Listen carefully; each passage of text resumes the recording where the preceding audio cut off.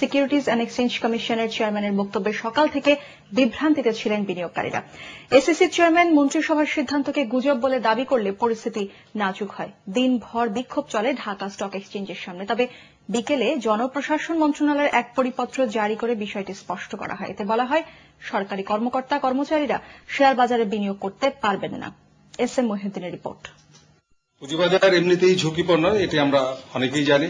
সামরিক বেসামরিক কর্মকর্তা কর্মচারী সরকারি দায়িত্ব পালনের অবস্থানে থেকে এ ধরনের ব্যবসা বাণিজ্য করা সমীচীন নয়। সোমবার মন্ত্রিসভার বৈঠক শেষে প্রধানমন্ত্রীর প্রেস সচিবের এই স্পষ্ট ঘোষণাকে সকালে গুজব বলে দাবি করেন পুঁজিবাজার নিয়ন্ত্রক সংস্থা এসইসির চেয়ারম্যান। যথাযথ কর্তৃপক্ষের সাথে আলোচনা করে নিশ্চিত হওয়া গেছে যে ক্যাবিনেট সভায় আলোচনার কোন পর্যায়ে সরকারি কর্মকর্তা কর্মচারীরা শেয়ারে বিনিয়োগ করতে পারবেন না এমন কোন সিদ্ধান্ত নেওয়া হয়নি।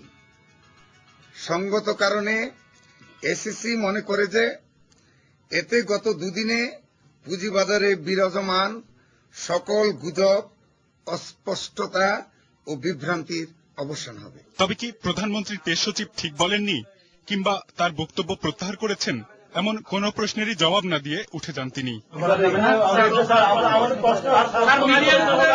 ফলে অস্পষ্টতা আরো বাড়ে আর তার প্রভাব পড়ে মতিঝিলের রাস্তায়। বিক্ষুব্ধ বিনিয়োগকারীরা চেষ্টা করে ডিএসসির সার্ভার বন্ধ করার। তাদের দাবি, এসএসসি তার দায় এড়িয়ে যেতে চাইছে। আপনাদের কথা পারস্পরিক কথার সাথে কাজের কোনো মিল নেই। এসএসসির মতো দায়িত্বশীল জায়গা থেকে কারো চাপে পড়ে এটাকে মন্ত্রী পরিষদের সিদ্ধান্তকে ভুল ব্যাখ্যা এসছে বলে এ ধরনের প্রচারণা চালিয়ে বিনিয়োগকারীদের সাথে প্রতারণায় আপনারা লিপ্ত হওয়ার কোন নৈতিক অধিকার আপনারা রাখেন না। আর কতকাল চালাবি? আর তাই একদিন বন্ধ থাকার পর বুধবার নির্ধারিত সময়ের আধা ঘন্টা পর লেনদেন শুরু হলেও হাউজে ফিরে যাননি আন্দোলনরত বিনিয়োগকারীরা।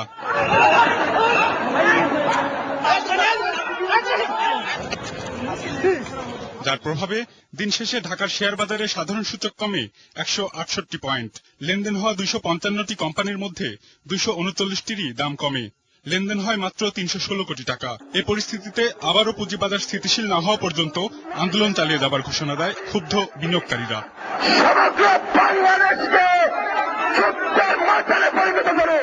S M Mohiuddin, ATN Bangla, Dhaka. পুঁজিবাজারের সরকারি কর্মকর্তা কর্মচারীদের বিনিয়োগ নিয়ে যে অস্থিরতা তৈরি হয়েছে তা স্পষ্ট করে একটি পরিপত্র জারি করেছে সরকার। জনপ্রশাসন মন্ত্রণালয়ের সিনিয়র সচিব আব্দুস সোবহান শিকদারের স্বাক্ষর করা এক পরিপত্রে জানানো হয়, 1979 সালের সরকারি কর্মচারী আচরণ বিধিমালার 15 নম্বর বিধি অনুসারে কোন ধরনের ফটকা কারবারে বিনিয়োগ করতে পারবেন না। বিধিমালার 3টি উপবিধি উল্লেখ করে পরিপত্রে বলা হয়েছে, ইদানিং এক শ্রেণীর সরকারি কর্মকর্তা কর্মচারী ফটকা কারবারে বিনিয়োগে অংশ নিচ্ছেন। এ ধরনের বিনিয়োগ বিধিমালা লঙ্ঘন। এছাড়া বিদ্যমান বিধান অনুসারে গণকর্মচারীরা ব্যবসায় জড়িত হওয়া আচরণ বিধির পরিপন্থী। তাই সরকারি কর্মকর্তাদের এই ধরনের বিনিয়োগ থেকে বিরত থাকার নির্দেশ দিয়েছে সরকার। এছাড়া সরকারি কাজ প্রভাবিত হতে পারে এবং কর্মকর্তা কর্মচারীদের জন্য বিব্রতকর হতে পারে এমন কোন বিনিয়োগে পরিবারের সদস্যদের অনুমতি দেওয়ার ব্যাপারে সতর্কতা অবলম্বন করার অনুরোধ জানিয়েছে জনপ্রশাসন মন্ত্রণালয়। এদিকে পুঁজিবাজারের সাম্প্রতিক পতনে উদ্যোক্তা পরিচালকদের কোনো কারসাজি আছে কিনা তা খতিয়ে দেখার পরামর্শ দিয়েছেন বিশ্লেষকরা। এছাড়া বাজার স্বাভাবিক করতে প্রাতিষ্ঠানিক বিনিয়োগকারীদের অংশগ্রহণও আশানুরূপ নয় উল্লেখ করে তারা বলছেন, স্বার্থে দ্বন্দ্ব থাকায় কোন সরকারি কর্মকর্তারাই পুঁজিবাজারে বিনিয়োগ থাকা উচিত নয়। আরো জানাচ্ছেন মোর্শেদ আলম। বিশ্লেষকদের মতে 2010 সালের ডিসেম্বর থেকে মাস তিনেক ব্যাপক দরপতনের পর শেয়ার বাজার স্বাভাবিক করতে সবচেয়ে ইতিবাচক সিদ্ধান্তটি এসেছিল গত নভেম্বরে। আর তা হল তালিকাভুক্ত কোম্পানির উদ্যোক্তা পরিচালকদের সম্মিলিত শেয়ার শতকরা অন্তত 30% আর ব্যক্তিগত শেয়ার শতকরা 2% রাখার সিদ্ধান্ত। তখন ডিএসসির হিসাবে উঠে আসে তালিকাভুক্ত 200 কোম্পানির অন্তত 1,500 পরিচালকের শেয়ার শতকরা 2% কম। এরপর থেকে প্রায় প্রতিদিনই কোনো না কোনো প্রতিষ্ঠানের পরিচালক শেয়ার কেনার ঘোষণা দিচ্ছেন। তবে প্রায় ক্ষেত্রেই দেখা গেছে পরিচালকরা পরিবারের সদস্যদের কাছ থেকে উপহার হিসেবে শেয়ার নিয়ে 2% পূরণ করছেন। এটা খুব ভালো একটা সিদ্ধান্ত হয়েছে যে স্পন্সর ডিরেক্টরদেরকে কিনতে হবে।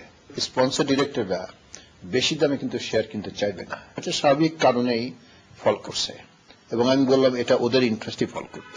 প্যানিকি হয়ে ইনভেস্টররা হঠাৎ করে বড় রকমের একটা সেল প্রেশার সৃষ্টি করলো এই প্রজ্ঞাপনের ভিত্তিতে, এটা কোনো যৌক্তিক কারণ নেই। শেয়ার বাজার স্থিতিশীল করতে বিভিন্ন সময় ব্যাংকগুলোর বিনিয়োগ বাড়ানো কিংবা ব্যাংক মালিকদের পক্ষ থেকে পুঁজিবাজার স্থিতিশীলতা ফান্ড তৈরির ঘোষণা এলেও তা আলোর মুখ দেখেনি। বাড়েনি প্রাতিষ্ঠানিক বিনিয়োগকারীদের অংশগ্রহণও। বিশ্লেষকদের মতে হঠাৎ করে বাজারে কালো টাকার বিনিয়োগ নিয়ে জাতীয় রাজস্ব বোর্ডের প্রজ্ঞাপন কিংবা সরকারি কর্মকর্তাদের শেয়ার বাজারে বিনিয়োগ নিয়ে আলোচনাও সময় উপযোগী ছিল না। আমি সরকারি চাকরি করব আর আরেকদিকে ব্যবসা করব, এটা তো মানে কনফ্লিক্ট অফ ইন্টারেস্ট ছাড়াও মোটেই বাঞ্ছনীয় না। এসএসসির লোকজন বা ব্যাংকিং ডিভিশনের লোকজন বা ইভেন এনবিআর এর লোকজন তাদের অপেক্ষাকৃত কম, কিন্তু সে তো ডাইরেক্ট কনফ্লিক্ট অফ ইন্টারেস্ট হতে পারে। এই জায়গাটা বুঝতে হবে হঠাৎ করে কেনই বা ক্যাবিনেটে এই জিনিসটা আলোচনায় গেল, এটা কেন, মানে কে নিচ্ছে এই জায়গাটাতে। আমি তো মনে করি যে প্রধানমন্ত্রীকে একটা বিব্রতকর অবস্থায় ফেলতেছে। দুই বিশ্লেষকই মনে করছেন বাজারের বর্তমান অবস্থায় প্রাতিষ্ঠানিক বিনিয়োগকারীরা সক্রিয় হলেই আস্থা ফিরে পাবেন ক্ষুদ্র বিনিয়োগকারীরা আর বাড়বে প্রবাসীদের বিনিয়োগও। মোর্শেদ আলম, এটিএন বাংলা, ঢাকা। সরকারের গণবিরোধী আইন আর বিভ্রান্তিমূলক বক্তব্যের কারণে দেশের অর্থনীতির চালিকা শক্তি শেয়ার বাজার ধ্বংসের মুখে পড়েছে বলে অভিযোগ করেছেন বিএনপির ভারপ্রাপ্ত মহাসচিব মির্জা ফখরুল ইসলাম আলমগীর। সব ক্ষেত্রে দলীয়করণ করে কথা আর কাজে মিল রাখতে না পেরে হাজার হাজার বিনিয়োগকারীকে সরকার প্রতারণার ফাঁদে ফেলছে বলেও দাবি করেন তিনি। শহীদ প্রেসিডেন্ট জিয়াউর রহমানের ৭৬তম জন্মবার্ষিকী উপলক্ষে নয়াপল্টনে দলের কেন্দ্রীয় কার্যালয়ের সামনে ছাত্রদলের সমাবেশে এসব কথা বলেন তিনি। মির্জা ফখরুল আরও অভিযোগ করে বলেন, ক্ষমতাকে চিরস্থায়ী করার জন্য হত্যা নির্যাতনের মাধ্যমে বিরোধী দলকে বিলুপ্ত করতে চায় সরকার। পুঁজিবাজারে আজকে ধস চূড়ান্ত পর্যায়ে নেমেছে একটিমাত্র কারণে, যে সরকার এখন তার মাথা ঠিক রাখতে পারছে না। যে সমস্ত আইন কানুন নিয়ন্ত্রণ করছে তার ফলে প্রতিদিন আরো পুঁজিবাজার নিচের দিকে নামছে। আজকে সরকারি কর্মকর্তা যারা রয়েছেন তারা কোনো বিনিয়োগ করতে পারবেন না, এই আইন করেছেন। ফলে কি হয়েছে, আজকে পুঁজিবাজার আরো ধ্বংস হয়ে গেছে এবং বন্ধ করে দিতে বাধ্য হয়েছে সরকার।